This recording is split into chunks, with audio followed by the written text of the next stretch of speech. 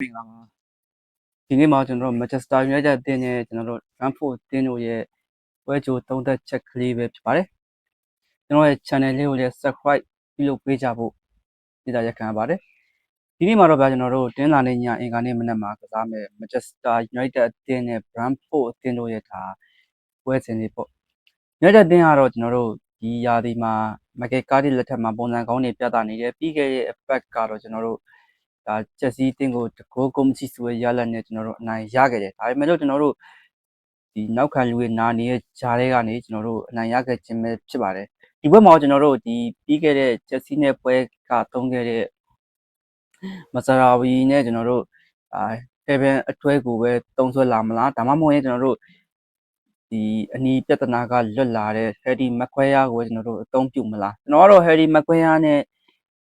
ဒီဘန်ကိုပဲဒါအသုံးပြုစေချင်တယ်သူတို့နှစ်ယောက်တွဲဖက်လိုက်တော့ကျွန်တော်တို့ Brentford အသင်းရဲ့တိုက်စစ်တွေကိုလုံးဝကာကွယ်ပေးတဲ့နေရာတစ်ခုမှရှိတယ် Brentford အသင်းဘက်မှာကြည့်မယ်ဆိုတော့ကျွန်တော်တို့ဒါဒီယာဒီမှာကောင်းမွန်တဲ့ခြေစွမ်းတွေပြထားတယ်အသင်းကြီးနဲ့တွေ့ရင်ဒါမာကြောကစားတတ်တဲ့အနေအထားပြီးခဲ့တဲ့ပထမကြောမှာလည်း United အသင်းကိုသူတို့ရဲ့အိမ်ကွန်းမှာ3-1ဆိုတဲ့ရလဒ်နဲ့ကျွန်တော်တို့အနိုင်ယူထားတဲ့ Brentford အသင်းမှာတိုက်စစ်မှုIgor Thiago ကလည်းကျွန်တော်တို့ဒါဟာလန်ပြီးရင်သူကိုယ်သွင်းအများဆုံးတွန်းထားတဲ့အသင်းတိုက်စစ်ကကျွန်တော်တို့ပြောစရာမလိုဘူးတခုရှိတာက Brentford အသင်းကနောက်ဆုံး9ပွဲမှာ9ပွဲစလုံးလုံးဝတည်ကြထားတယ်အသင်းရဲ့အနေထားကိုကြည့်မယ်ဆိုရင်တော့ကျွန်တော်တို့ဒါ Brentford အသင်းကကျွန်တော်တို့ဒီပွဲတာ United အသင်းတွေကကျွန်တော်အမှတ်ရခဲ့ရင်ဥရောပဝင်ပွဲတနေရာကိုကျွန်တော်တို့မျှော်မှန်းနိုင်တဲ့အနေအထားတစ်ခုမှလုံးဝရှိတယ် United အသင်းအနေနဲ့ကလည်းကျွန်တော်တို့ညက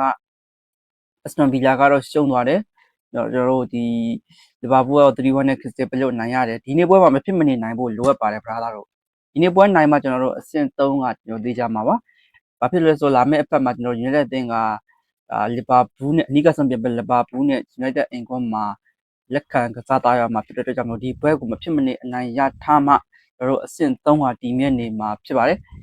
United အသင်းကတော့ကျွန်တော်တို့ဒီပွဲမှာတော့ Bruno တက်ချက်မှာတော့ Bruno တို့ကျွန်တော်တို့ကွန်ညာတို့အမ်ဘူဘူးနဲ့ကျွန်တော်တို့ပွဲထက်လာအောင်မယ်ဒီခံချက်မှာတော့ကျွန်တော်တို့ Harry Maguire Ivan နဲ့ဒီဘက်ကတော့ Diego Dalot Shaw တို့နဲ့တူပွဲထက်လာအောင်မယ်ထင်ပါတိုက်ချက်မှာတော့ကျွန်တော်တို့ Kobe Mainoo နဲ့ Casemiro ပါပဲတခြားဘာမှရွေးစရာမရှိပါဘူးကျွန်တော်တို့ Ugarte ကိုလည်းသွားပြီးတော့ထည့်လို့မရဘူးကိုသမားကတော့ရှင်းပါတယ်ကျွန်တော်တို့ရဲ့ဒါအချစ်တော်လေးစနီလက်မန်းကိုကျွန်တော်တို့ရွေးချယ်သွားရမှာပါကြပြဒီပွဲတာနိုင်လာလို့ရှိရင်တော့ကျွန်တော်တို့ဒါအဆင့်3ကကျွန်တော်တို့ဒီရာဒီမှာလုံးဝခိုင်မြဲသွားပြီးတော့ကျွန်တော်တို့ယူဆလို့ရတယ်တစ်ဖက်ကကျွန်တော်သတိထားရမှာပါတစ်ဖက်ကလီဗာပူးအသင်းကပြန်လာနေပါပြီကျွန်တော်အရှိန်ဟုန်ကောင်းလာတဲ့ United အသင်းကိုနောက်ကနေဖိအားပေးနေတဲ့အနေအထားတစ်ခုမှရှိနေပါပြီဒီပြမိုက်ကယ်ကားတဲ့အနေနဲ့ဒီနေ့ပွဲကိုကျွန်တော်တို့အကောင်းမွန်ဆုံးဒါစီမံခန့်ခွဲပြီးတော့အနိုင်ရသွားမယ်လို့ကျွန်တော်တို့ယုံကြည်ပါတယ်အားလုံးကိုကျေးဇူးတင်ပါတယ်